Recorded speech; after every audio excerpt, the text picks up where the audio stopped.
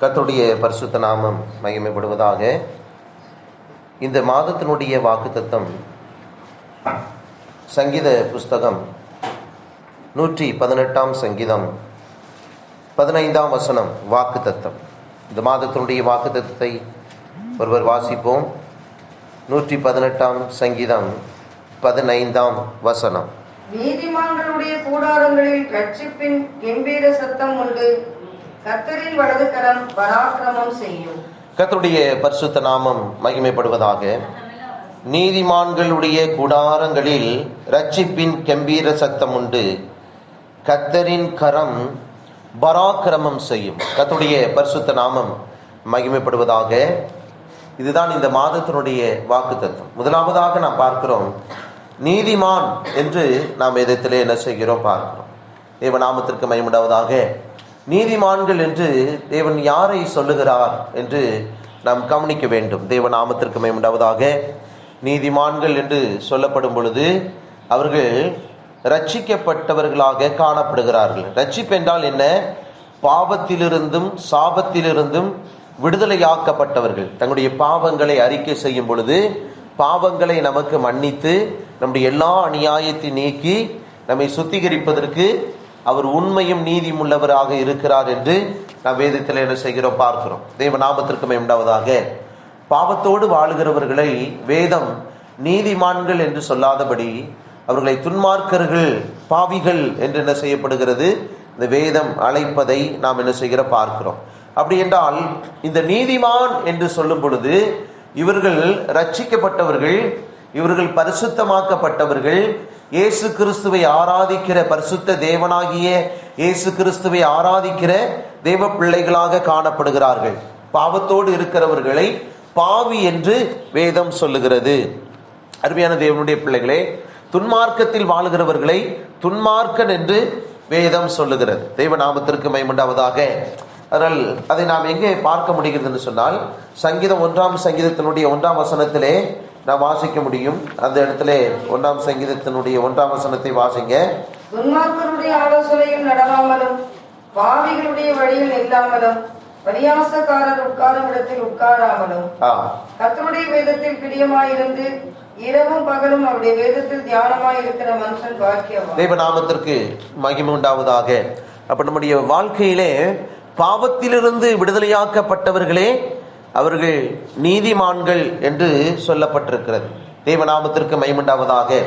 நீதிமான்கள் என்று சொல்லப்படுகிற அந்த ஒரு வார்த்தை நாம் இன்னொரு விதத்திலே நாம் சொல்ல வேண்டும் என்று சொன்னால் பரிசுத்தவான்கள், பரிசுத்தவாட்டிகள் என்று அர்த்தம். தேவநாமத்திற்கு மகிமையுண்டாவதாக. தேவனுக்காக தங்களை உத்தமமாய் காத்து கொள்ளுகிற தேவ ஜனங்கள், பரிசுத்தமாய் காத்து கொள்ளுகிற தேவ ஜனங்கள். அதனால்தான் பரிசுத்த பவுல் எழுதும் பொழுது இந்த சபையினுடைய பரிசுத்தவான்களுக்கு எழுதுகிறதாவது என்று அவர் என்ன செய்வார், தன்னுடைய நிருபங்களிலே, அநேக நிருபங்களிலே சொல்வதை நாம் பார்க்க முடிகிறது. விசுவாசிகளாகிய பரிசுத்தவான்களுக்கு என்று என்ன செய்கிறார், எழுதுகிறார். அவர்கள்தான் பாவத்திலிருந்து விடுதலையாக்கப்பட்ட நீதிமான்கள் என்று என்ன செய்யப்படுகிறார்கள், அழைக்கப்படுகிறார்கள். தேவநாமத்திற்கு மகிமையுண்டாவதாக. அதனால் இவர்கள் பரிசுத்தமாக்கப்பட்டவர்கள், பரிசுத்தவான்களாகும்படி அழைக்கப்பட்டவர்கள், இவர்கள் பரிசுத்த ஜீவியத்தை விரும்புகிறவர்களாக காணப்படுகிறார்கள். அவர்களை குறித்தே நீதிமான்கள் என்று தேவனுடைய வார்த்தை நமக்கு சொல்லப்பட்டிருக்கிறது. தேவநாமத்திற்கு மகிமையுண்டாவதாக. அதனால் நம்முடைய வாழ்க்கையிலே நாம் பாவத்திலிருந்து விடுதலையாக்கப்பட்டவர்கள். நமக்கு தேவனாகிய கிறிஸ்து ஒரு பெரிய ரட்சிப்பின் அனுபவத்தை தந்திருக்கிறார். ரட்சிக்கப்பட்ட தேவ பிள்ளைகள் எல்லாம் கரங்களை உயர்த்தி ஸ்தோத்திரம் பண்ணுவோம். சோத்ராம் சோத்ராம் சோத்ராம் சோத்ராம் சோத்ராம். ஆமென். சோத்ராம் சோத்ராம். நம்முடைய வாழ்க்கையில பாவத்திலிருந்து விடுதலையாக்கப்பட வேண்டும். பாவம் என்றைக்கு நம்முடைய வாழ்க்கையிலிருந்து விலகி போகிறதோ அப்பொழுது நம்முடைய வாழ்க்கையில் இருக்கிற சாபங்கள் தானாகவே விலகி போய்விடும். இருளின் சக்திகள், பிசாசின் வல்லமைகள் நம்மை விட்டு என்ன செய்யும், தானாகவே அவைகள் விலகி போய்விடும். நம்மோடு போராடுகிற சக்திகள் அழிக்கப்படும். காரணம், பாவத்திற்கும் இந்த உலகத்திலே காணப்படுகிற இருளின் சக்திகளுக்கும் சரியான ஒரு ஐக்கியம் இருக்கிறது. அதனால் ஒரு பாவம் இருக்கிற இடத்திலே பிசாசுக்கு அதிகாரம் உண்டு என்று நாம் என்ன செய்கிற பார்க்கிறோம். அதனால் தான் கர்த்தர் என்ன செய்கிறார், தம்முடைய பிள்ளைகளை அவர் தம்முடைய பரிசுத்த இரத்தத்தினால் பரிசுத்தமாக்கி அவர்களை என்ன செய்கிறார்? நீதிமான்களாக அவர் மாற்றி இருக்கிறார். தேவநாமத்திற்கு மகிமை உண்டாவதாக. நாம் ரோமர்கள் நிருபத்தினுடைய 3ஆம் அதிகாரத்திலே 24ஆம் வசனத்திலே நாம் பார்க்கும் பொழுது, இலவசமாய் அவருடைய கிருபையினாலே கிறிஸ்து இயேசுவில் உள்ள மீட்பை கொண்டு நீதிமான்களாக்கப்பட்டிருக்கிறார்கள். வாசிங்க 24ஆம் வசனம். இலவசமாய் அவருடைய கிருபையினாலே கிறிஸ்து இயேசுவில் உள்ள மீட்பை கொண்டு நீதிமான்களாக்கப்படுகிறார்கள். அல்லேலூயா. கர்த்தருடைய பரிசுத்த நாமம் மகிமைப்படுவதாக. இலவசமாய் அவருடைய கிருபையினாலே இயேசு கிறிஸ்துவில் உள்ள மீட்பை கொண்டு, தேவநாமத்திற்கு மகிமை உண்டாவதாக. இயேசு கிறிஸ்துவே ஒரு மனிதனை பரிசுத்தத்துக்கு நேராக அவனை மீட்டுக் கொள்கிறார், பாவத்திலிருந்து அவர்களை மீட்டுக் கொள்கிறார் என்று நாம் விளங்கிக் கொள்கிறோம். தேவநாமத்திற்கு மகிமை உண்டாவதாக. மீட்கப்பட்டவர்கள், பாவத்திலிருந்து மீட்கப்பட்டவர்கள் தான் நீதிமான்கள், பரிசுத்தவான்கள் என்று அழைக்கப்படுகிறார்கள். அதனால் அருமையான தேவனுடைய பிள்ளைகளே, நம்முடைய வாழ்க்கையிலே நீங்கள் புதிதாய் வருகிறவர்களாக இருக்கலாம். ஆண்டவர் உங்களை கழுவி சுத்திகரிக்கிறவராக இருக்கிறார். உங்களுடைய பாவ பழக்க வழக்கங்களில் இருந்து விடுதலையாக்கக்கூடியவராக அவர் என்ன செய்கிறார்? காணப்படுகிறார். பாவம் இல்லை என்று சொன்னால் சாபம் இல்லை, பிசாசுக்கு அதிகாரம் இல்லை. அதனால்தான் சில நேரங்களிலே பிசாசின் சக்தியில் அகப்பட்டவர்களுக்கு நாங்கள் சொல்லிக் கொடுப்பது என்னவென்றால், இப்படி பாவங்களை அறிக்கையிடுங்க, இப்படி பாவங்களை அறிக்கையிட்டு ஆண்டவரே என் பாவத்தை மன்னியும் என்று நீங்கள் அறிக்கை செய்து பாவத்தை விட்டு விடுவதற்கு தீர்மானித்துக் கொள்ளுங்கள். அப்படி நீங்கள் விட்டுவிடும் பொழுது உங்களுடைய வாழ்க்கையிலே கர்த்தர் ரட்சிப்பு என்கிற ஒரு அனுபவத்தை, மீட்பு என்கிற ஒரு அனுபவத்தை ஆண்டவர் என்ன செய்வார்? கட்டளையிடுவார். அப்பொழுது உங்களுடைய வாழ்க்கையில் இருக்கிற பிசாசினுடைய ஆதிக்கங்கள் உங்களை விட்டு என்ன செய்யும்? நீங்கி போய்விடும் என்று சொல்லி என்ன செய்கிறோம்? அவர்களுக்கு சொல்லி கொடுத்திருக்கிறோம். அப்படி அறிக்கையிட்டு எத்தனையோ பேர் பாவத்திலிருந்தும் வியாதியிலிருந்தும் பிசாசின் தொல்லையிலிருந்தும் விடுதலையாக்கப்பட்டு இருக்கிறார்கள். அருமையான தேவனுடைய பிள்ளைகளே, எந்த இடத்திலே பாவம் இருக்கிறதோ அங்கே சாபம் இருக்கும், அங்கே பிசாசினுடைய வல்லமைகள் காணப்படும். அதனால் நம்முடைய பாவங்களை நாம் என்ன செய்ய வேண்டும்? அறிக்கையிட்டு நாம் பரிசுத்தத்திற்கு நேராக நாம் காணப்பட வேண்டும். அவர்களே நீதிமான்கள் என்று வேதத்திலே நாம் என்ன செய்ய வாசிக்கிறோம். மீட்பை பெற்றவர்கள், ரட்சிப்பை பெற்றவர்கள், அவர்கள் நீதிமான்கள் என்று என்ன செய்யப்படுகிறார்கள்? அழைக்கப்படுகிறார்கள். தேவநாமத்திற்கு மகிமை உண்டாவதாக. அதனால் நம்முடைய வாழ்க்கையிலே மீட்பின் அனுபவத்தை தேவ பிள்ளைகள் பெற்றுக்கொள்ள வேண்டும். தேவநாமத்திற்கு மகிமை உண்டாவதாக. நம்முடைய வாழ்க்கையிலே தொடர்ந்து ரோமர் 4ஆம் அதிகாரத்திலே நாம் வாசிக்கும் பொழுது, வாசிக்க 4ஆம் அதிகாரம் 25ஆம் வசனம், 25 கடைசி வசனம். அவர் நம்முடைய பாவங்களுக்காக ஒப்பு கொடுக்கப்பட்டும் நாம் நீதிமான்களாக்கப்படுவதற்காக எழுப்பப்பட்டும் இருக்கிறார். நல்ல கவனிங்க. அவர் நம்முடைய பாவங்களுக்காக ஒப்பு கொடுக்கப்பட்டு, சிலுவையிலே ஆண்டவராகிய இயேசு கிறிஸ்து நம்முடைய பாவங்களுக்காக என்ன செய்தார்? ஒப்பு கொடுக்கப்பட்டு நம்முடைய பாவங்களுக்காக அவர் ரத்தம் சிந்தி நம்முடைய பாவம் வர ஆண்டவர் நம்மை கழுவி என்ன செய்தார்? சுத்திகரித்தார். தேவநாமத்திற்கு மகிமை உண்டாவதாக. நம்முடைய பாவங்கள் மன்னிக்கப்பட்டு இருக்கிறது. அதனால்தான் தேவ பிள்ளைகள் நீதிமான்கள் என்று என்ன செய்யப்படுகிறார்கள்? அழைக்கப்படுகிறார்கள். பரிசுத்தவான்கள், பரிசுத்தவாட்டிகள் என்று நாம் என்ன செய்யப்படுகிறோம்? அழைக்கப்படுகிறோம். தேவநாமத்திற்கு மகிமை உண்டாவதாக. நம்முடைய பாவங்கள் மன்னிக்கப்பட்டபடியினால் தான் பரிசுத்த தேவனை ஆராதிக்கும்படியாக அவருடைய பரிசுத்த சமூகத்திலே நாம் கூடியிருக்கிறோம். தேவநாமத்திற்கு மகிமை உண்டாவதாக. எப்படி நம்முடைய பாவங்கள் மன்னிக்கப்பட்டது? இயேசு கிறிஸ்துவினுடைய விலையேற பெற்ற ரத்தத்தை நாம் விசுவாசித்த பொழுது அப்படி ரத்தத்தினால் தேவன் நம்மை கழுவி ஆண்டவர் நம்மை சுத்திகரித்து என்ன செய்திருக்கிறார்? பரிசுத்தமாக்கி இருக்கிறார். அதனால் தான் நாம் வாசிக்கிறோம், அவர் நம்முடைய பாவங்களுக்காக என்ன செய்யப்பட்டார்? ஒப்பு கொடுக்கப்பட்டும் தான் நீதிமான்களாக ஆக்கப்படுவதற்காக எழுப்பப்பட்டும் இருக்கிறார். தேவநாமத்திற்கு மகிமை உண்டாவதாக. நாம் நீதிமான்களாக்கப்படுவதற்காக, பரிசுத்தவான்களாய் மாறுவதற்காக, பரிசுத்தவாட்டிகளாய் மாறுவதற்காக ஆண்டவராகிய இயேசு கிறிஸ்து என்ன செய்தார்? எழுப்பப்பட்டார் என்று நாம் என்ன செய்கிறோம்? பார்க்கிறோம். தேவநாமத்திற்கு மகிமை உண்டாவதாக.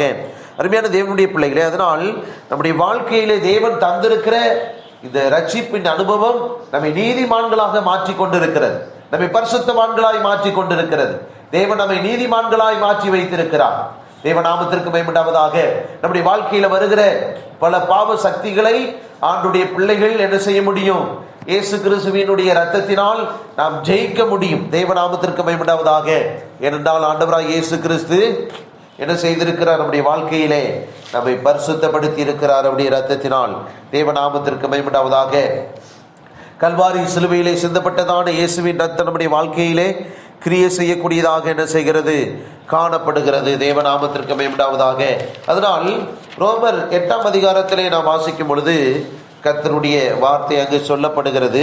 ரோமர் 8ஆம் அதிகாரம் 30ஆம் வசனத்திலே, எவர்களை முன்குறித்தாரோ அவர்களை அழைத்தும் இருக்கிறார். கவனிங்க, எவர்களை முன்குறித்தாரோ அவர்களை அழைத்தும் இருக்கிறார். வாசிங்க. எவர்களை அழைத்தாரோ அவர்களை நீதிமான்களாக்கியும் இருக்கிறார். எவர்களை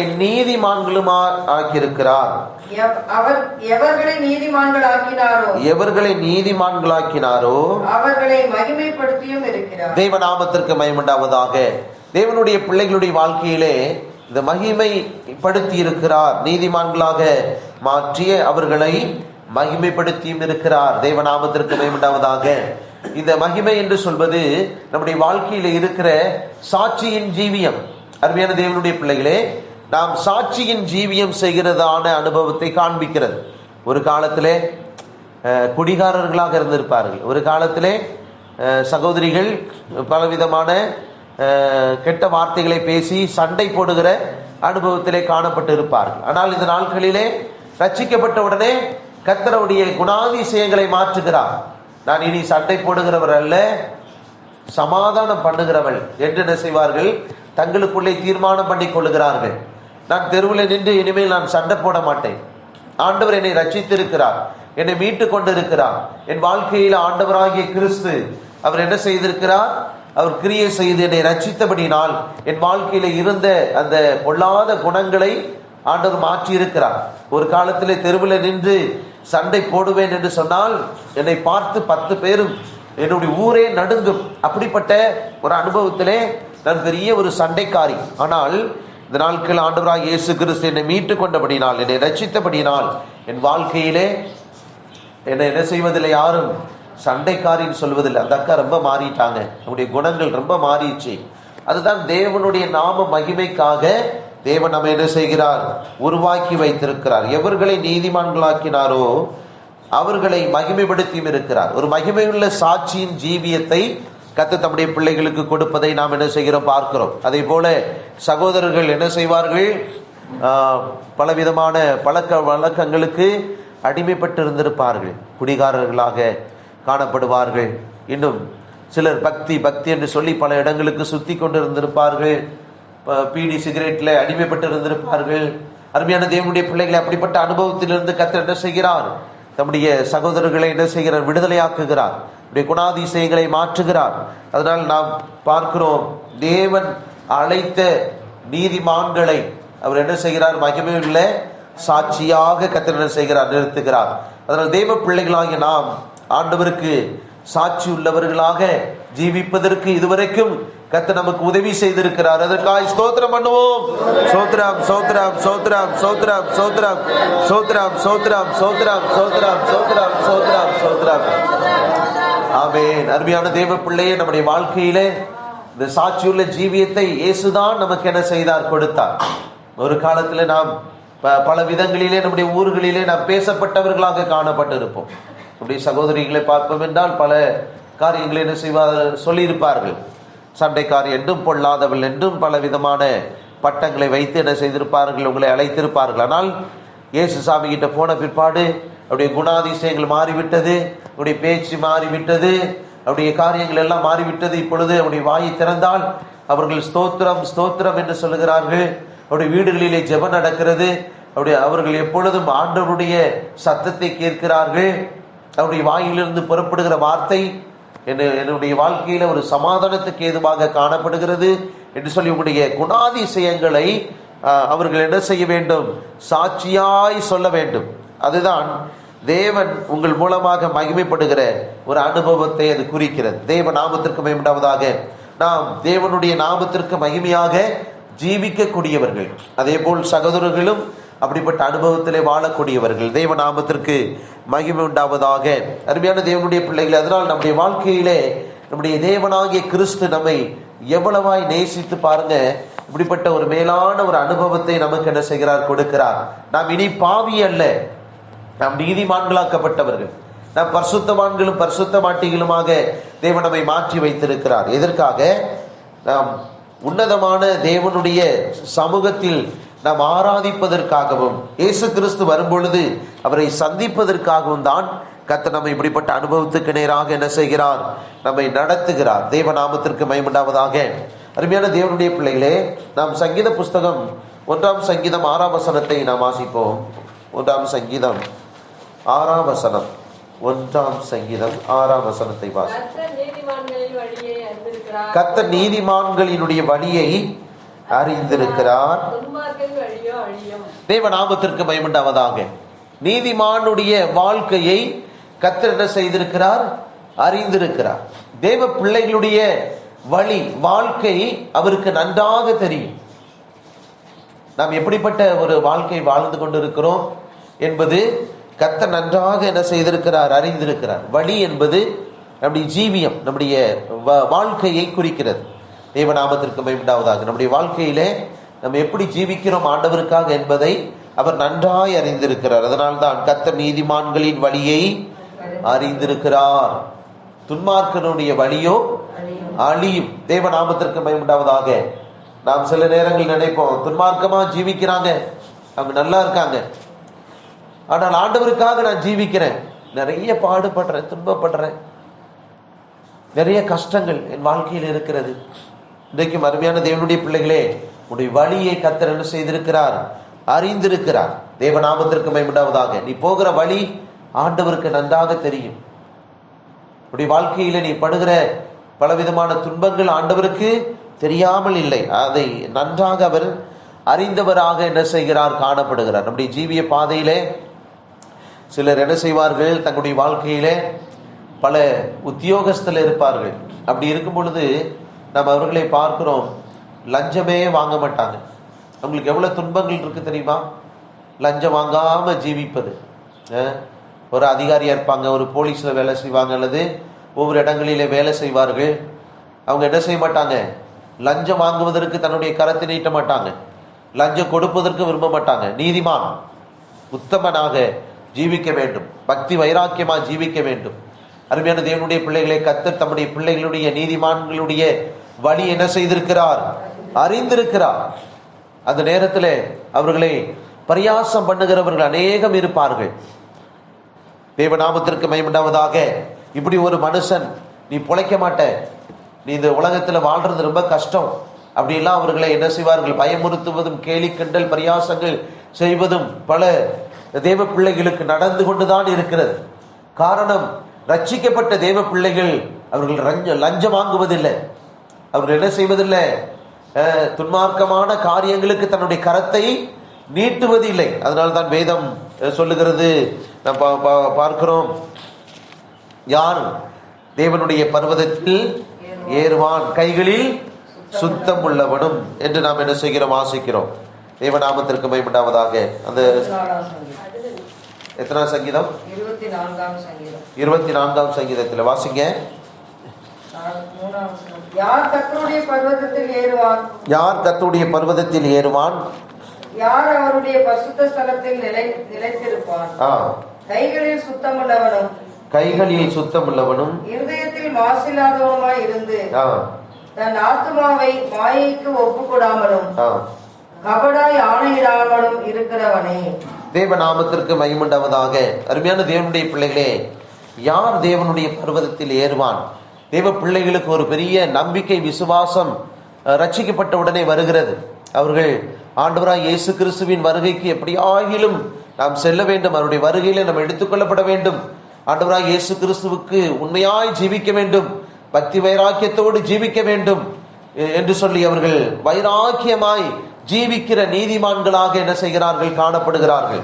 ஆனால் அவருடைய வாழ்க்கையிலே இந்த உலகம் அவர்களை பரியாசம் பண்ணுகிறது, அவர்களை கேலி கிண்டல் செய்கிறது. அருமையான தேவனுடைய பிள்ளைகளே, நம்முடைய வாழ்க்கையில் அப்படிப்பட்ட சூழ்நிலையிலே நான் இப்படிப்பட்ட வைராக்கியத்தோடு நான் காணப்படுகிறேன் என்று சொல்லி நீங்கள் இருப்பீர்கள் என்று சொன்னால், கர்த்தருக்காக வைராக்கியம் பாராட்டுகிறேன், என்னுடைய கை நீட்டி நான் என்ன செய்வதில்லை, லஞ்சம் வாங்குவது இல்லை என்று சொல்லி, எனக்கு தெரிந்த எத்தனையோ பேர் அப்படி வைராக்கியமாக இருந்திருக்கிறார்கள். அருமையான தேவனுடைய பிள்ளைகளே, லஞ்சம் வாங்க மாட்டேன் என்று சொல்லி என்ன செய்கிறார்கள், வைராக்கியமாக இருந்திருக்கிறார்கள். தேவநாமத்திற்கு மகிமையுண்டாவதாக. கர்த்தர் அவர்களை என்ன செய்கிறார், நினைக்கிறார். நீதிமான்களுடைய வழியை கர்த்தர் என்ன செய்கிறார், அவர் என்ன செய்கிறார், நன்றாய் அறிந்திருக்கிறார். தேவநாமத்திற்கு மகிமையுண்டாவதாக. நீதிமான்கள் என்று சொல்லப்படுகிற தேவ பிள்ளைகள் ஆண்டவருக்கு பிரியமானவர்களாக என்ன செய்கிறார்கள், காணப்படுகிறார்கள். அதனால் ஆண்டவர் என்ன செய்கிறார், அவர்கள் மேல் அதிக பிரியம் வைத்திருக்கிறார். அவர்கள் என்ன செய்வதில்லை, கைவிடுவதில்லை. ஆண்டவர் நீதிமானுடைய அந்த அனுபவமானது அவர்களுடைய வாழ்க்கையிலே கர்த்தர் அவருடைய பட்சத்திலே என்ன செய்வார், காணப்படுவார். நீதிமான்களோடு கர்த்தர் என்ன செய்வார், எப்பொழுதும் இருப்பார். துன்மார்க்கனை குறித்து அங்கே எழுதப்பட்டிருக்கிறது பாருங்க, துன்மார்க்கனுடைய வழியோ அழியும். அப்ப துன்மார்க்கனுடைய வழி எப்பொழுதும் அழிவுக்குரியதாக என்ன செய்கிறது, காணப்படுகிறது. துன்மார்க்கனுடைய வழி அழிந்து போய்விடும். துன்மார்க்கனுடைய வாழ்க்கை சடுதியாக அழிவுக்கு நேராய் காணப்படும். திடீர்னு அவர்கள் காணப்படாமல் போய் விடுவார்கள். ஆனால் கர்த்தருடைய பிள்ளைகள் அவர்கள் மிகுந்த ஆசீர்வதிக்கப்பட்டவர்களாக என்ன செய்வார்கள், மாறுவார்கள். தேவநாமத்திற்கு மகிமையுண்டாவதாக. அதனால்தான் கர்த்தருடைய பிள்ளைகள் அவர்கள் என்ன செய்கிறார்கள், எவ்வளவு கஷ்டம் வந்தாலும், இந்த உலகத்தினால் எவ்வளவு கஷ்டம் வந்தாலும் கர்த்தருக்காக என்ன செய்ய வேண்டும், பக்தி வைராக்கியத்தோடு ஜீவிக்க வேண்டும் என்று செய்கிறார்கள், விரும்புகிறார்கள். நாம் சங்கீதம் 34 சங்கீதம் 15 வசனத்தை வாசிப்போம். கர்த்தருடைய கண்கள் நீதிமான்கள் மேல் நோக்கமாய் இருக்கிறது, கர்த்தருடைய கண்கள் நீதிமான்கள் மேல் நோக்கமாய் இருக்கிறது, அவருடைய செவிகள் அவர்கள் கூப்பிடுதலுக்கு திறந்திருக்கிறது. அல்லேலூயா. கர்த்தருடைய கண்கள் நீதிமான்கள் மேல் என்ன எப்படி இருக்கிறது, நோக்கமாய் இருக்கிறது. தேவநாமத்திற்கு மகிமையுண்டாவதாக. அருமையான தேவனுடைய பிள்ளைகளே, நீதிமான்கள் அல்லது பரிசுத்தவான்களாகிவிட்டேன், நான் ரட்சிக்கப்பட்டு விட்டேன், நான் ஆண்டவருக்காக ஜீவிப்பதற்கு என்னை முற்றிலுமாய் ஒப்பு கொடுத்திருக்கிறேன், ஆனால் இந்த உலகத்தில் எனக்கு அதிக துன்பங்கள் இருக்கிறது, ஆண்டவருக்காக வாழ என்னை அர்ப்பணித்த பொழுது என் வாழ்க்கையில பலவிதமான வேதனை இருக்கிறது என்று கவலைப்படாதிருங்கள். ஆண்டவர் சொல்லுகிறார், கர்த்தருடைய கண்கள் நீதிமான்கள் மேல் எப்படி இருக்கிறது, நோக்கமாய் இருக்கிறது. அவருடைய செவிகள் அவர்கள் கூப்பிடுதலுக்கு திறந்திருக்கிறதாம். கர்த்தர் தம்முடைய பிள்ளைகளுடைய கூப்பிடுதலை அவர் கேட்கிறார். நம்முடைய கூப்பிடுதலை ஆண்டவர் தள்ளி விடுவதில்லை. தேவ பிள்ளைகளுடைய கூப்பிடுதல் ஜெபங்கள் ஆண்டுடைய சமூகத்திலே எட்டவில்லை என்று நினைக்காதீர்கள். உங்களுடைய ஜெபங்களை கர்த்தர் கேட்டு அவர் என்ன செய்வார், பதில் செய்கிறவராக இருக்கிறார். நம்ம எல்லாரும் ஆண்டுடைய சமூகத்தில் நம்முடைய கண்களை மூடி, ஆண்டவரே, ரட்சிக்கப்பட்ட நாளிலிருந்து இந்த நிமிஷம் வரைக்கும் என் கூப்பிடுதலை நீர் கேட்கிறீர் ஆண்டவரே, என் கூப்பிடுதலுக்கு நீர் பதில் செய்கிறீர் ஆண்டவரே.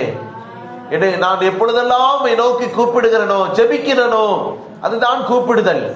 அப்பொழுதெல்லாம் ஆண்டவரே என்னுடைய கூப்பிடுதலுக்கு பதில் செய்திருக்கிறீர். உண்மையா நீங்கள் உணர்கிறீர்களா?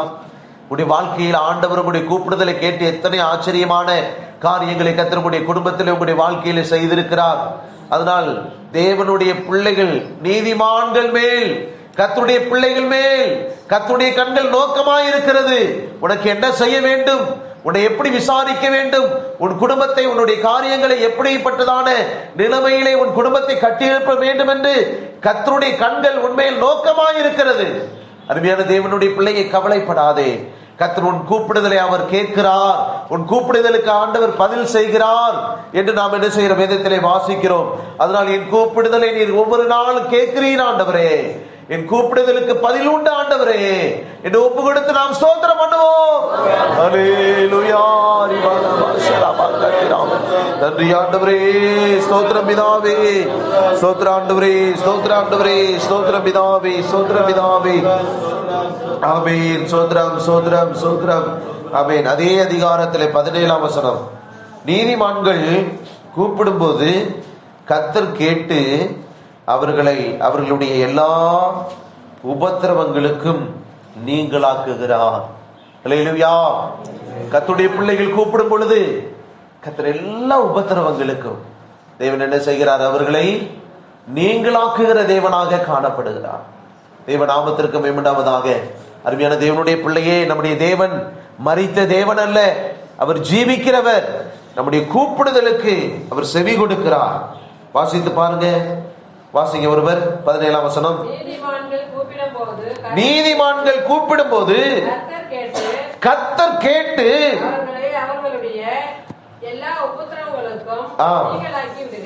நீதிமான்கள் கூப்பிடும் பொழுது, அருமையான தேவனுடைய பிள்ளையே, ரட்சிக்கப்பட்ட தேவ பிள்ளைகள் நீதிமான்கள் பரிசுத்தவான்கள் என்று அழைக்கப்படுகிறார்கள். அவர்கள் கூப்பிடும் பொழுது அவர்களுடைய எல்லா உபத்திரவங்களுக்கும் தேவன் என்ன செய்கிறார்? நீங்களாக்கி விடுகிறார். நம்முடைய வாழ்க்கையிலே உபத்திரவம், துன்பங்கள் வரக்கூடும். ஆனால் தேவனுடைய பிள்ளைகள் ஆண்டவரே இயேசு ராஜா என்று நாம் கூப்பிடும் பொழுது கர்த்தருடைய கண்ணீரை துடைக்கிறார். நம்முடைய உபத்திரவங்களை தேவன் மாற்றுகிறார். நம்முடைய வாழ்க்கையில் நம்முடைய கர்த்தர் நம் கூட இருக்கிறார். அவர் சர்வ வல்லவராய் இருந்து நம் கூட இருந்து தேவன் என்ன செய்கிறார்? நம்முடைய எல்லா உபத்திரவங்களுக்கும் தேவன் நம்ம என்ன செய்கிறார்? விலக்கி காத்துக் கொள்கிறார். அதே அதிகாரத்தில் 19ஆம் வசனத்தை வாசிப்போம். நீதிமானுக்கு வரும் துன்பங்கள் அநேகமாயிருக்கும். கர்த்தர் அவை எல்லாவற்றிலும் நின்று அவனை விடுவிப்பார். அல்லேலூயா. அருமையான தேவனுடைய பிள்ளைகளே, நீதிமானுக்கு துன்பங்கள் வரலாம், நீதிமானுக்கு பல துன்பங்கள் வரக்கூடும். ஆனால் கர்த்தர் அவனை என்ன செய்கிறார்? நீதிமானுக்கு வரும் துன்பங்கள் அநேகமாய் இருக்கும். கர்த்தர் அவைகள் எல்லாவற்றிலும் நின்று அவனை என்ன செய்கிறார்? விடுவிப்பார். தேவநாமத்திற்கு மகிமையுண்டாவதாக. அருமையான தேவனுடைய பிள்ளைகளே, உனக்கும் எனக்கும் வருகிற எல்லா துன்பங்களிலும் இருந்து கர்த்தர் நம்ம என்ன செய்வார்? விடுதலை ஆக்குவார், நம்மை காத்துக் கொள்வார். அருமையான தேவனுடைய பிள்ளைகளே, நமக்கு வருகிற துன்பங்கள் அநேகம். தேவ பிள்ளைகளுக்கு, ஆண்டவருக்காக பக்தி வைராக்கியமாய் ஜீவிக்க வேண்டும் என்று விரும்புகிறவர்களுக்கு வருகிற துன்பங்கள் அநேகம். ஆனால் கர்த்தர் அவர்கள் என்ன செய்கிறார்? அந்த துன்பங்களுக்கு விடுதலை ஆக்குகிறார். நம்முடைய வாழ்க்கையிலே என்றைக்கு நாம் ரட்சிக்கப்பட்டோமோ, என்றைக்கு ஆண்டவருக்காக வாழ வேண்டும் என்று நம்மை அர்ப்பணித்தோமோ, அந்த நாளிலிருந்து பல துன்பங்கள் நம்முடைய வாழ்க்கையில வந்திருக்கலாம். ஆனால் கர்த்தர் என்ன செய்கிறார்? எல்லா உபத்திரவங்களுக்கும் துன்பங்களுக்கும் தேவன் நம்மை என்ன செய்தார்? விலக்கி காப்பாற்றினார், விடுவிப்பார் என்று நாம் பார்க்கிறோம். நம்மை விடுவித்து காத்து கொண்ட அந்த அன்பை நினைத்து சத்தமாய் ஸ்தோத்திரம் பண்ணுவோம்.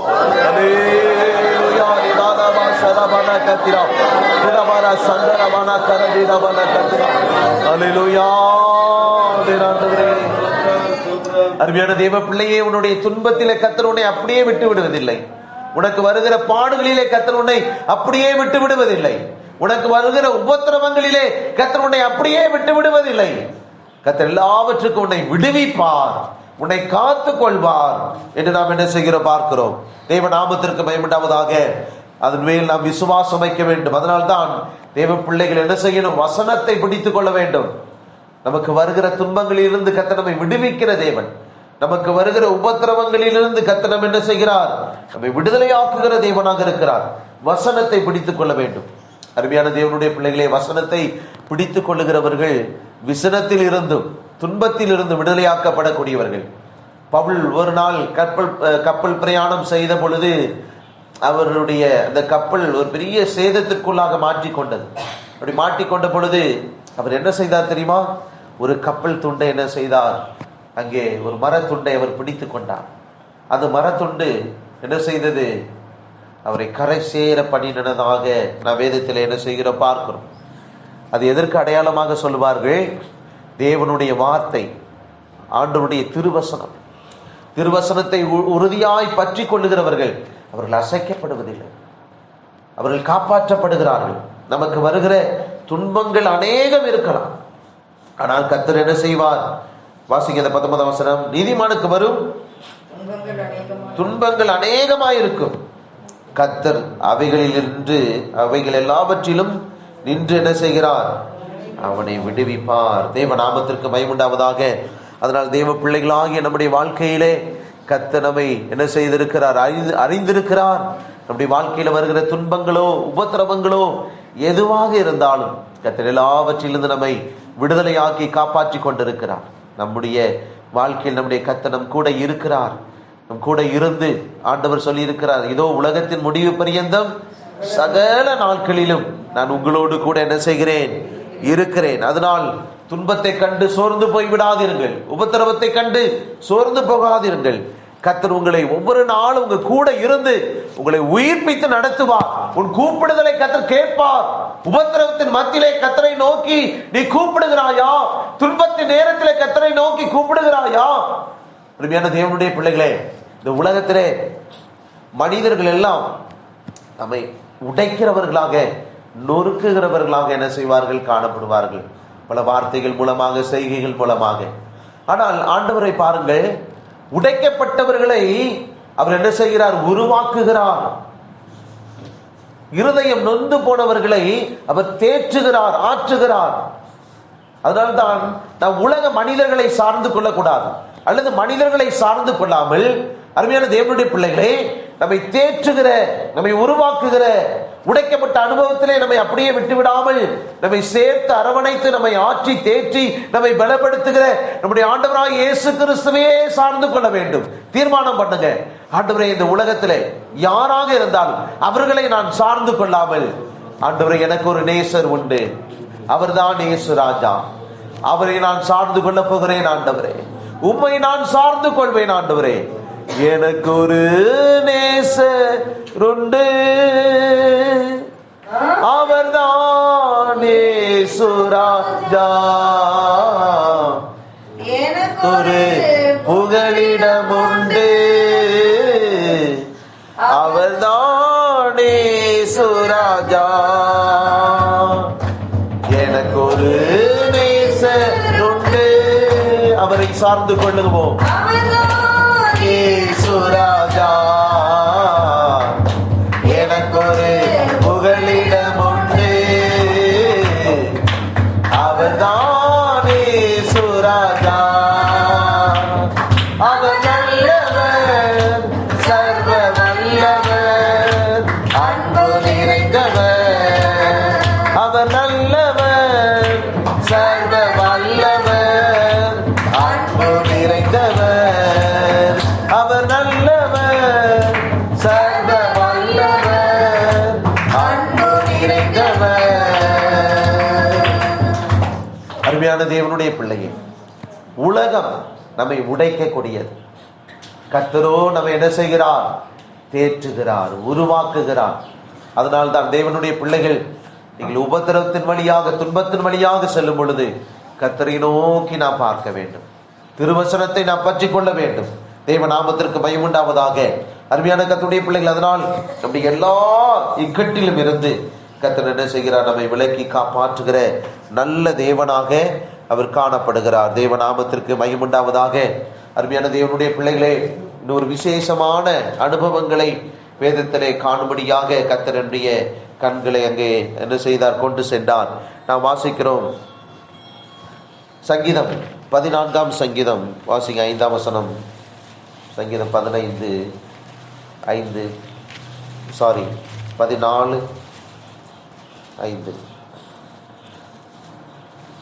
அங்கே அவர்கள் மிகவும் பயந்தார்கள்.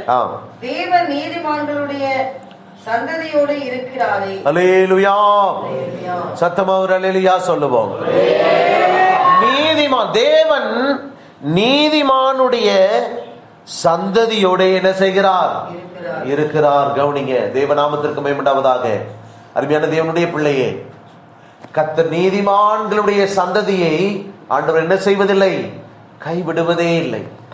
தேவநாமத்திற்கு மகிமையுண்டாவதாக. நீ ஆண்டவருக்காக உன்னை பக்தி வைராக்கியமாய் ஜீவிப்பதற்கு உன்னை அர்ப்பணித்து விட்டாயா? ஆண்டவருக்காக பல காரியங்களை தியாகம் செய்திருக்கிறாயா?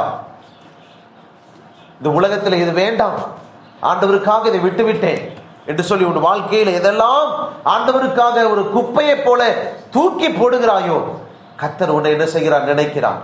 அருமையான தேவனுடைய பிள்ளை, என்னுடைய குணத்தை நான் மாற்றிக்கொண்டேன், ஒரு காலத்தில் என்னை பற்றி பல காரியங்களை சொல்லுவார்கள். நான் போன பிற்பாடு என் முதுகுக்கு பின்பாக என்னை குறித்து தவறான காரியங்களை பேசுவார்கள். ஆனால் பல குணாதிசயங்கள் என் வாழ்க்கையிலே இயேசு கிறிஸ்துவின் இடத்திலே வந்த பிற்பாடு என் குணங்கள் மாற்றப்பட்டிருக்கிறது, என் குடும்பம் மாற்றப்பட்டிருக்கிறது, என் வாழ்க்கையே மாறி இருக்கிறது என்று சொல்லுகிறவர்கள் மட்டும் கரங்களை உயர்த்தி, ஆண்டவர் எனக்கு இப்படிப்பட்ட அனுபவங்களை கொடுத்திருக்கிறார், என் வாழ்க்கை அநேக காரியங்கள் மாறிவிட்டது, என் குடும்பத்துக்குள்ள ஒரு பெரிய ஆவிக்குரிய மாற்றத்தை இயேசு கிறிஸ்து எனக்கு தந்திருக்கிறார். உடைய கரங்களை உயர்த்துங்க, கரங்களை உயர்த்துங்க, கரங்களை உயர்த்தி உண்மையாய் ஆண்டவர் உடைய குடும்பத்திற்குள் இயேசு கிறிஸ்துவின் இடத்திலே வந்ததற்கு பிற்பாடு நிறைய மாற்றங்கள் என் குடும்பத்திற்குள்ளாக எனக்குள்ளாக கர்த்தர் உருவாக்கி வைத்திருக்கிறார் என்று விசுவாசிக்கிறவங்க, உணர்கிறவர்கள் மாத்திரம் சத்தமாய் அல்லேலூயா சொல்லுவோம். அல்லேலூயா. அருமையான தேவனுடைய பிள்ளைகளே, நாம் பாவத்திலிருந்து விடுதலையாக்கப்பட்டவர்கள், பொல்லாத சுபாவத்திலிருந்து விடுதலையாக்கப்பட்டவர்கள், பல சாபத்தின் வல்லமையிலிருந்து விடுதலையாக்கப்பட்டவர்கள். இயேசு கிறிஸ்து தான் அதை நமக்கு தந்தார். தம்முடைய பரிசுத்த இரத்தத்தினால் நம்மை மீட்ட பொழுது கத்திருந்த அனுபவத்தை தந்தார். தேவ நாமத்திற்கு மகிமை உண்டாவதாக. இங்கே நாம் கவனிக்கிறோம் பாருங்க, என்ன எழுதப்பட்டிருக்கிறது? தேவன் நீதிமானுடைய சந்ததியோடு என்ன செய்கிறார்? இருக்கிறார். கவனிங்க, கவனிங்க. கர்த்தர் நீதிமானுடைய சந்ததியை என்ன செய்வதில்லை? கைவிடுவதில்லை.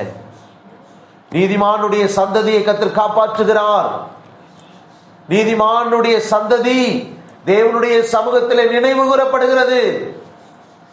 நீங்க ஆண்டவருக்காக பக்தி வைராக்கியமாய் நீங்கள் இருக்கிறீர்களா? உண்மையா இருக்கிறீங்களா? உத்தமமாய் வாழ்வதற்கு உங்களை அர்ப்பணித்திருக்கிறீங்களா? உடைய பிள்ளைகளை கர்த்தர் கைவிடவே மாட்டார். உடைய சந்ததியை கர்த்தர் கைவிட மாட்டார். உடைய சந்ததி தலை தோங்கும். அதனால் தான் நாம் வாசிக்கிறோம், அருமையான தேவனுடைய பிள்ளைகளே, அநேகர் இந்த நாட்களிலே நம்முடைய சந்ததியை குறித்து கவலைப்படுகிறார்கள், நம்முடைய சந்ததிக்காக ஏங்குகிறார்கள். ஐயோ, என் சந்ததி எவ்வளமாய் இருக்குமோ தெரியவில்லையே என்று சொல்லி கலங்குகிறவர்கள் உண்டு. தேவனுக்காக பக்தி வைராக்கியமாய் வாழ்ந்தவர்கள், கர்த்தருக்காக பல தியாகங்களை செய்தவர்கள், பல அர்ப்பணிப்பை அவர்களுடைய வாழ்க்கையிலே செய்தவர்கள், ஆண்டவருக்காக பல காரியங்களிலே அவர்கள் தங்களை தியாகம் செய்தவர்கள், தங்களை ஒரு தியாகியாக ஆண்டவருக்காக அர்ப்பணித்தவர்கள், தங்களுடைய பொருளினாலும் தங்களுடைய பணத்தினாலும். அருமையான தேவனுடைய பிள்ளைகளே, தங்களுடைய வாழ்க்கையில எவ்வளோ காரியங்களை தேவனுக்காக விட்டவர்கள், ஆண்டவருக்காக பல காரியங்களை செய்தவர்கள், பல நற்கிரியைகளை செய்தவர்கள், ஆண்டவருக்காக உண்மையாய் வாழ்ந்தவர்கள். அருமையான தேவனுடைய பிள்ளைகளே, வேதம் சொல்லுகிறது, தேவன் நீதிமானுடைய சந்ததியோடு என்ன செய்கிறார்? இருக்கிறார். எல்லாரும் கண்களை மூடி, ஆண்டவரே உன் இருதயத்தில் கையை வைத்து என் சந்ததியை நீங்க விட்டுவிட மாட்டீங்க ஆண்டவரே. சத்தமாய் சொல்லுங்க, வாய் திறந்து சத்தமாய் சொல்லுங்க. வசனம் தான் உங்களை பலப்படுத்தும், வசனம் தான் உன் குடும்பத்தை காப்பாற்றும், வசனம் தான் உன் பிள்ளைகள் மேல் வெளிப்படும். சத்தமாய் சொல்லுங்க, சத்தமாய் சொல்லுங்க. ஆண்டவரே, என் சந்ததியோடு நீ இருக்கிறீரப்பா, என் சந்ததியை நீர் காப்பாற்றுவீர் ஆண்டவரே, என் சந்ததியை நீர் கைவிட மாட்டீர் ஆண்டவரே, என் சந்ததி தேவனே. சத்தமாய் சொல்லுங்க, தேவனே சொல்லுங்க, தேவனே நீதிமானுடைய சந்ததியோடே நீர் இருக்கிறீர் ஐயா, என் சந்ததியோட நீர் இருப்பீர், என் சந்ததியை காப்பாற்றுவீர், என் சந்ததிகளுக்கு நீர் செய்ய வேண்டிய எல்லாவற்றையும் நீர் செய்வீர். அல்லேலூயா. அருமையான தேவனுடைய பிள்ளைகளே, உங்களுடைய பிள்ளைகளை குறித்து நீங்கள் கவலைப்பட வேண்டாம் என்று கர்த்தர் என்ன செய்கிறார்? சொல்லுகிறார். அருமையான தேவனுடைய பிள்ளைகளே, உங்களுடைய சந்ததியை கர்த்தர் என்ன செய்கிறார்? நினைக்கிறார். நான் வாசிக்கிற வண்ணமாக, தேவ நீதிமானுடைய சந்ததியோட அவர் இருக்கிறாரே. தேவநாமத்திற்கு மகிமை உண்டாவதாக. தேவ பிள்ளைகளுடைய பிள்ளைகளை ஆண்டவர் பொறுப்பெடுத்துக் கொள்ளுகிறார். உடைய பிள்ளைகளை குறித்து நீங்கள் கவலைப்பட வேண்டாம். வசனத்தை நம்புங்க, வசனத்தை விசுவாசிங்க. நீதிமானுடைய சந்ததியோட கர்த்தர் இருக்கிறாரே. அருமையான தேவனுடைய பிள்ளைகளே, தேவனுடைய பிள்ளைகளாகிய நாம் நம்முடைய சந்ததி குறித்து கவலைப்படாமல் நம்முடைய சந்ததியை தேவனுடைய கரத்தில் ஒப்பு கொடுப்போமாக. கர்த்தர் தம்முடைய சந்ததியை அவர் ஆச்சரியமாய் நடத்துவார். தேவநாமத்திற்கு மகிமையுண்டாவதாக. அநேகர் என்ன செய்கிறார்கள்? சந்ததிக்காக இயங்கிக் கொண்டிருக்கிறார்கள். இந்த நேரத்தில் எங்களுடைய கண்களை மூடி ஜெபம் பண்ணுங்க. ஆண்டவரே, இந்த நிமிஷம் உங்களுக்கு ஒரு அற்புதத்தின் வேலையாக காணப்பட போகிறது. அருமையான தேவனுடைய பிள்ளையே, என் சந்ததி இதோடு நின்று போய்விடுமோ என்று கவலைப்பட்டு கொண்டிருக்கிறார். ஆனால் கர்த்தர் சொல்லுகிறார், உன் சந்ததியை கர்த்தர் பார்க்கிறார். அன்றைக்கு ஆபிரகாம் வெறுமையாய் நின்ற பொழுது கர்த்தர் சொன்னார், உன் சந்ததி இவனமாய் இருக்கும். அதை விசுவாசித்த பொழுது கர்த்தர் அதை நீதியாக எண்ணினார். இன்றைக்கு அருமையான தேவனுடைய பிள்ளையை, இந்த நிமிஷம் உனக்கு ஒரு அற்புதத்தின் நேரம். இந்த செய்தியை கேட்கிற நேரம், இந்த தூதை தேவன் பரலோகத்திலிருந்து பேசுகிற இந்த தூதி நேரத்திலே கர்த்தர் உனக்கு ஒரு அற்புதம் செய்கிறார். உன் சந்ததியை நீ காண்பாய். உன் சந்ததி ஆசீர்வதிக்கப்பட்டதாக காணப்படும். உன் சந்ததியை குறித்து நீ கவலைப்படாதே. உன் சந்ததி ஆசீர்வதிக்கப்படும். நீதிமானுடைய சந்ததியை கர்த்தர் நினைக்கிறாரே. நீதிமானுடைய சந்ததி ஒருபோது மறக்கப்படுவதில்லை. தேவனுக்காக உத்தமமாய் பக்தி வைராக்கியத்தோடு வாழ்களுடைய சந்ததியை கர்த்தர் நினைக்கிறாரே. அருமையான தேவனுடைய பிள்ளையே, உன் சந்ததியை நீ காண்பாய். உன் சந்ததியின் சந்ததியை நீ பார்ப்பாய் என்று வேதம் சொல்லுகிறது. 128ஆம் சங்கீதத்திலே நான் வாசிக்கும் பொழுது அங்கே எழுதப்பட்டிருக்கிறது. நான் வாசிக்கிறோம். 128ஆம் சங்கீதத்திலே நான் வாசிக்கும் பொழுது அங்கே எழுதப்பட்ட அந்த வசனத்தை நான் வாசிப்போம்.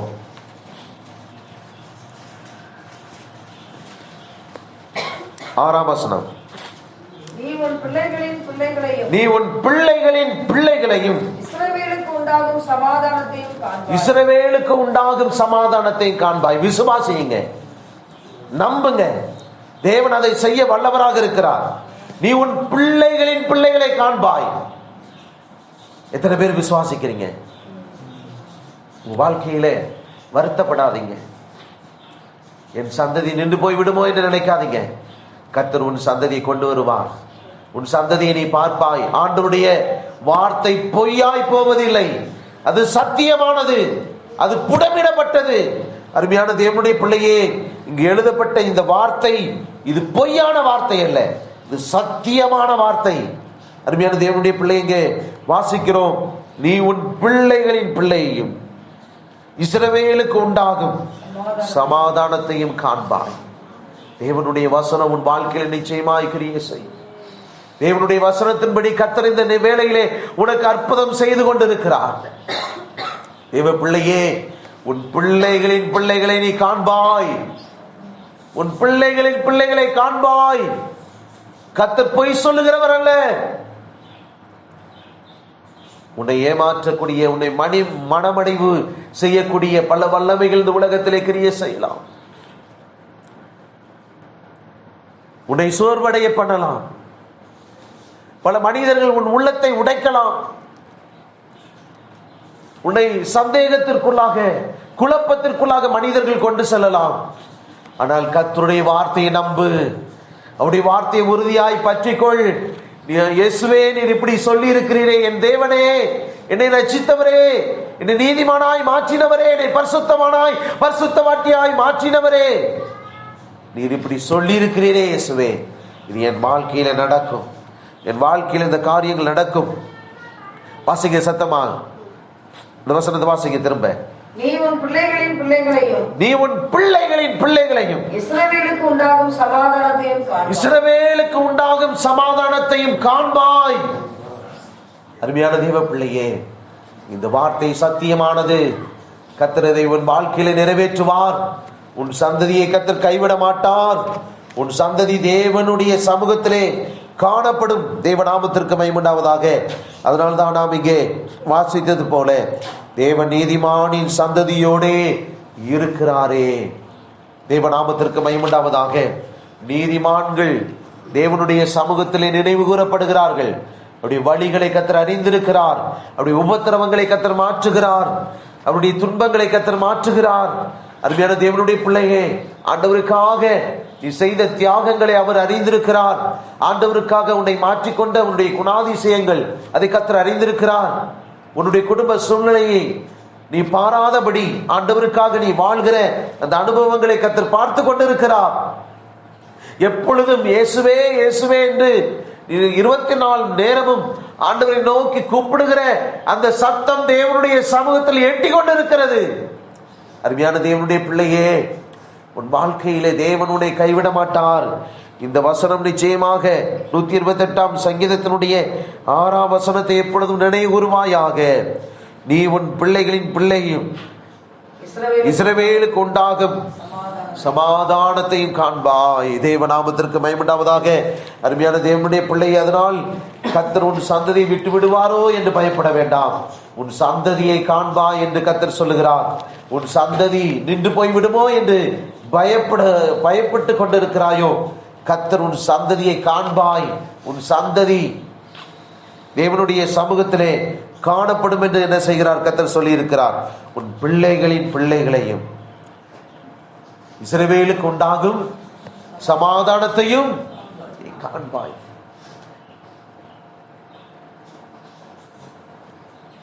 இந்த நாட்களே நான் உடைக்கப்பட்டு கொண்டிருக்கிறேன் என்று நினைக்கிறாயோ, அருமையான தேவனுடைய பிள்ளையே, இந்த மாதம் உனக்கு அற்புதம் நடக்கும். இந்த மாதம் உன் வாழ்க்கையில் உன் கண்ணீர் துடைக்கப்படும். உன் நிலைமையை தேவன் மாற்றுவார்.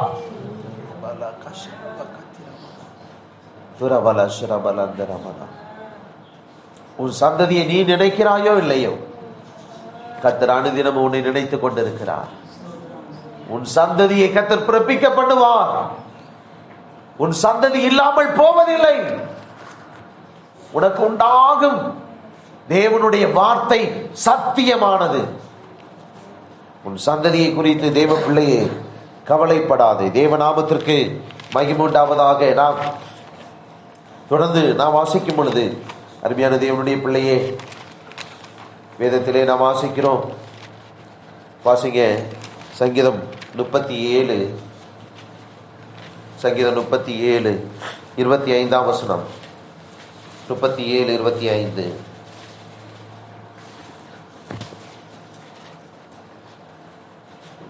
நான் இளைஞனாயிருந்தேன், முதிர் வயதுள்ளவனும் ஆனேன். ஆனாலும் நீதிமான் கைவிடப்பட்டதையும் அவன் சந்ததி அப்பத்திற்கு இறந்து திரிகிறதையும் நான் காணவில்லை. அவன் சந்ததி அப்பத்திற்கு இறந்து திரிந்ததையும் நான் காணவில்லை. எப்படி உன் சந்ததியை கர்த்தர் மறந்து விடுவார்? எப்படி நீதிமானுடைய சந்ததி கைவிடப்பட்டதான நிலைமையிலே காணப்படும்? அருமையான தேவனுடைய பிள்ளையை திரும்ப வாசிங்க இந்த வசனத்தை. நான் இளைஞனாயிருந்தேன், ஆனாலும் நீதிமான் கைவிடப்பட்டதையும் அவன் சந்ததி அப்பத்துக்கு இறந்து திரிகிறதையும் நான் காணவில்லை. தேவநாமத்திற்கு மகிமை உண்டாவதாக. நீதிமானுடைய சந்ததி அப்பத்திற்கு இறந்து திரிவதில்லை. நீதிமானுடைய சந்ததியை கர்த்தர் ஆசீர்வதிக்கிறார். நீதிமானுடைய சந்ததி ஓங்கி வளரும். நீதிமானுடைய சந்ததி செழித்து பூத்து குலுங்கும். நீதிமானுடைய சந்ததியை கர்த்தர் ஒவ்வொரு நாளும் நினைக்கிறார். ஆண்டவருடைய பிள்ளையை நாம் எல்லாரும் முழங்கால் படியிடுவோம். நாம் எல்லாரும் முழங்கால் படியிட்டு, ஆண்டவரே, என் பிள்ளைகளின் பிள்ளைகளை நான் காண்பேன். ஆண்டவரே, நீங்க பயந்து கொண்டிருக்கீங்க. என் பிள்ளைகள், என் சந்ததி இதோடு நின்று போய் விடுமோ என்று சொல்லி நீங்க பயப்படுறீங்க.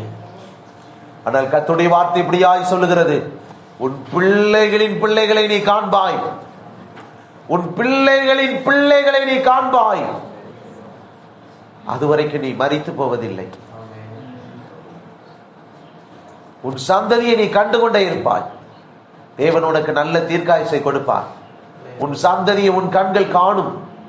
அருமையான தேவனுடைய பிள்ளையே, நீதிமானுடைய சந்ததி ஆசீர்வதிக்கப்பட்ட சந்ததி. அவைகள் அப்பத்துக்கு இறந்து தெரிய மாட்டார்கள். அப்பத்துக்கு அவர்கள் இறந்து தெரிய மாட்டார்கள். உன் சந்ததியை தேவன் ஆசீர்வதித்துக் கொண்டே இருப்பார். உன் சந்ததி ஆசீர்வதிக்கப்பட்டதாக காணப்படும். நீதிமான்கள் என்று சொல்லப்படுகிற தேவ பிள்ளையே, உன் பிள்ளைகளை குறித்து நீ கவலைப்படாதே. உன் சந்ததியை கர்த்தர் நினைக்கிறார். உன் சந்ததியை கர்த்தர் காப்பாற்ற நினைக்கிறார். உன் சந்ததியை கர்த்தர் ஆசீர்வதிக்க நினைக்கிறார். உன் சந்ததியை நீ காண்பாய் என்று கர்த்தர் உனக்கு சொல்லி அனுப்புகிறார். நீதிமானுடைய கூடாரம், ஆசீர்வதிக்கப்பட்ட கூடாரம். அங்கே கர்த்தர் அந்த தேவனுடைய பிள்ளைகளுக்காக பராக்கிரமம் செய்கிறார். அதுதான் இந்த மாதத்தினுடைய வாக்குத்தத்தம். இந்த மாதத்தினுடைய வாக்குத்தத்தத்தை நீங்கள் பிடித்துக் கொள்ளுங்கள். ஆண்டுடைய சமூகத்தில் வைராக்கியமாய் படித்துக் கொள்ளுங்கள். ஆண்டவரே, இப்படிப்பட்ட வாக்குத்தத்தத்தை நீர் எனக்கு சொல்லியிருக்கிறீர். ஆண்டவரே, நீதிமானுடைய கூடாரங்களில் ரட்சிப்பின் கம்பீர சத்தம் உண்டு, கர்த்தருடைய வலதுகரம் பராக்கிரமம் செய்யும். தேவ பிள்ளையே, இந்த உலகத்திலே நீ எதை விட்டு விட்டாலும் சரி, கர்த்தரை விட்டு விடாதே, இயேசு ராஜாவை விட்டு விடாதே, அவருடைய சமூகத்தை விட்டு விடாதே. உன்னை மாத்திரமல்ல, உன் சந்ததியை குறித்தும் தேவனுக்கு அக்கறை உண்டு. உன் சந்ததியினுடைய சந்ததிக்கு தேவன் ஆசீர்வாதங்களை கட்டளையிடுவார். நீ வர வர விருத்தி அடைய வேண்டும். நீ வர வர ஆசீர்வதிக்கப்பட வேண்டும். நீ வர வர ஆசீர்வதிக்கப்பட்டவனாக மாற வேண்டும். ஆசீர்வதிக்கப்பட்டவளாய் மாற வேண்டும். அதனால் தேவ பிள்ளைகள், உடைய சந்ததிகளை குறித்து கவலைப்படாமல் ஆண்டவருடைய வார்த்தையை பற்றி கொள்ளுங்கள். உறுதியாய் பிடித்துக் கொள்ளுங்கள். கர்த்தருடைய வாழ்க்கையிலே தேவன் உங்களை நிச்சயமாக அற்புத சாட்சியாய் மாற்றுவார். கர்த்தர் உங்களை கைவிட மாட்டார். உங்களுடைய சந்ததியை கைவிட மாட்டார். உங்களுடைய சந்ததி ஆசீர்வதிக்கப்பட்டதாய் மாறும். தேவன் உங்களுடைய அந்நிய கண்கள் அல்ல, உங்களுடைய கண்களே உங்களுடைய சந்ததியை காணும்படியாக இந்த ரட்சிப்பை என் கண்கள் கண்டது என்று சொல்லத்தக்கதாக கர்த்தர் உங்களுக்கு செய்வார். அருமையான தேவனுடைய பிள்ளையே, இந்த மாதம் உடைய வாழ்க்கையில அற்புதத்தின் மாதம் என்பதை விசுவாசித்துக் கொள்வாயாக. இந்த 7வது மாதம் வாழ்க்கையில பரிபூரணமான மாதம், பரிபூர்ணமான நன்மைகள், பரிபூர்ணமான ஆசீர்வாதங்களை தேவன் கட்டளையிடுவாராக. கர்த்தர் நம்மை ஆசீர்வதிப்பாராக. ஆமென்.